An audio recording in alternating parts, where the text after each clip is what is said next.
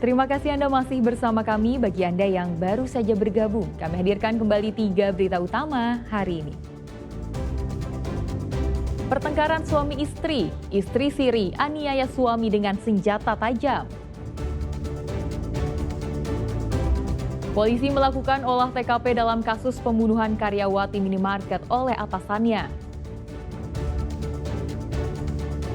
Petugas Posyandu bantah tuduhan adanya pungutan liar saat pendistribusian MBG di Kota Tasikmalaya.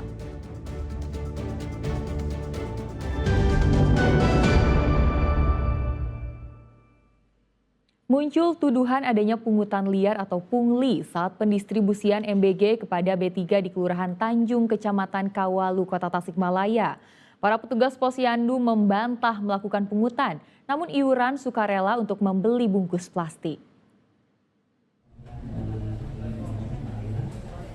Puluhan kader Posyandu dikumpulkan di kantor Lurah Tanjung, dipertemukan dengan pihak SPPG dan wali kota. Ini dilakukan karena ada tuduhan pungutan liar atau pungli yang dilakukan kader Posyandu yang mendistribusikan MBG. Tuduhan yang dibantah oleh para kader Posyandu. Meminta imbalan, meminta iuran 5.000. Jika tidak diberikan, tidak membayar iuran 5.000, maka ditahan. Dan itu sama sekali tidak terjadi dari kami, nggak ada. Ya. Tetapi kader Posyandu mengaku menerima uang dari para penerima MBG yang uangnya diambil dari kenceleng yang diberikan secara sukarela. Kemudian uang yang diterima dibelikan plastik untuk bungkus nasi dan lauk pauk. Kebanyakannya kader kan pungut tapi keridoannya. Iya, yang itu diembor-emborkan yang di medsos di target Rp5.000 teh itu bohong. Kenyataan di Posyandu saya mah ada yang ngasih Rp500 100 perakan. Bila perlu bukti ada di kenceleng saya. Pihak SPPG mengaku telah memberikan uang distribusi sebesar Rp1.000 per porsi. Lebih dari 500 porsi telah didistribusikan pada kader Posyandu untuk dibagikan pada penerima MBG. Dana kader ada, itu 1.000 per kompreng per hari. Kapan itu? Itu tiap periode, tiap 2 minggu sekali dapat. Selama ini mereka dikasih? Sudah dikasih ya. Kemarin Selasa kemarin baru satu periode dikasih. Selasa depan juga kami ketemuan lagi sama kader rencananya untuk membagi insentif untuk kader ini. Artinya mereka sebenarnya sudah menerima insentif? Siap, sudah. Dari awal? Dari awal ya? Dari awal. Kini kasusnya telah diselesaikan bersama. Pihak Pos Posyandu pun tidak akan menerima uang apapun dari penerima MBG. Eko Stebudi melaporkan dari Tasikmalaya. Untuk memastikan makan bergizi gratis aman disantap siswa, pihak Kepolisian Pangandaran melakukan rapid test dan pengecekan sebelum makanan bergizi gratis dibagikan. Selain memastikan kandungan gizi terjamin, tes ini juga untuk mencegah keracunan. 3, 2, 1. Dapur Sehat Penyedia Pangan Gizi atau Dapur SPPG Yayasan Kemala Bayangkari Polres Pangandaran resmi beroperasi. Peresmian dilaksanakan di daerah Pajaten 3. Guna menjaga mutu dan keamanan makanan, petugas seksi Dokes Kepolisian Resor Pangandaran melakukan rapid test secara rutin terhadap sampel makanan yang akan dibagikan. Proses ini dilakukan untuk memastikan makanan bergizi gratis yang akan diberikan kepada 2.400 siswa di 20 sekolah di wilayah Kecamatan Sidamuli benar-benar aman dan terjaga higienisnya. Dapur SPPG ini merupakan yang pertama di bawah binaan Polres Pangandaran.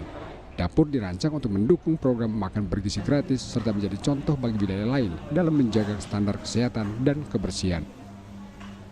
Seluruhnya wajib kita lakukan untuk rapid test terlebih dahulu, apakah layak ataupun tidaknya itu sudah dilakukan terlebih dahulu. Dan alhamdulillah tadi pagi kita sudah langsung cek juga bersama, hasilnya negatif. Kemudian kita cek and recheck kembali dan memastikan bahwa makanan tersebut layak dan siap untuk dimakan oleh anak-anak kita. Hingga saat ini, makan bergizi gratis telah dibagikan kepada sekitar 2.400 siswa di 20 sekolah, meliputi jenjang SD, SMP, hingga SMA di Kecamatan Sidamuli. Dapur SPPG juga memberikan dampak positif bagi ekonomi warga lokal. Sebanyak 47 warga sekitar terlibat sebagai tenaga kerja. Dapur SPPG ini dapat menjadi percontohan baik dari standar operasional prosedur maupun dari segi higienitas dan mutu makanan. PPG yang kedepannya percontohan yang tentunya dari sisi SOP, ya, standar operasional prosedur dalam pelayanan, terutama dari higienis makanan, tentu harus diperhatikan ataupun menjadi prioritas. Dijamin kehigienisannya, ya? Betul. Dan saya berharap ke depan mari kita dukung kegiatan makan bergizi gratis ini. Kehadiran dapur SPPG Bidan Polri diharapkan ikut menekan maraknya kasus keracunan MBG.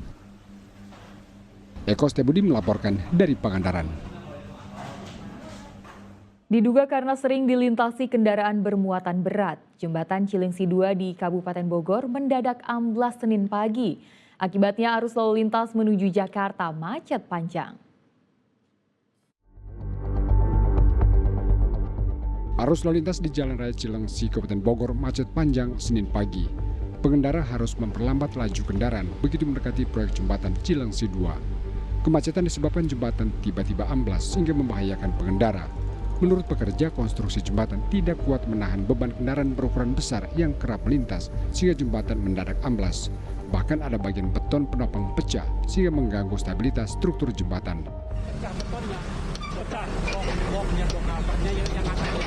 Jadi nggak pengaruh ke bawah, nggak pengaruh karena mungkin ada tekanan mobil lebih berat, gitu kan?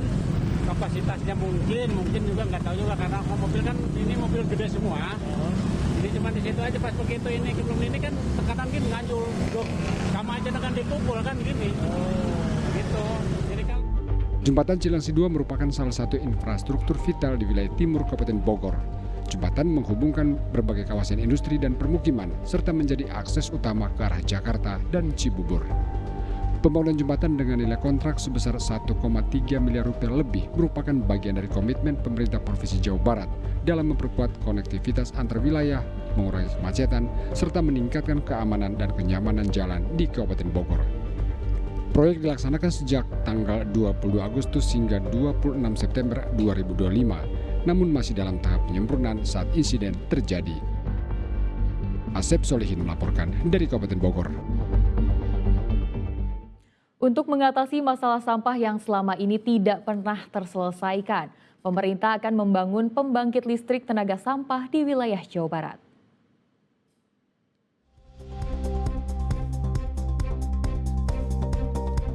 Pemerintah pusat berencana akan membangun pembangkit listrik tenaga sampah di Jawa Barat pada tahun 2027 mendatang.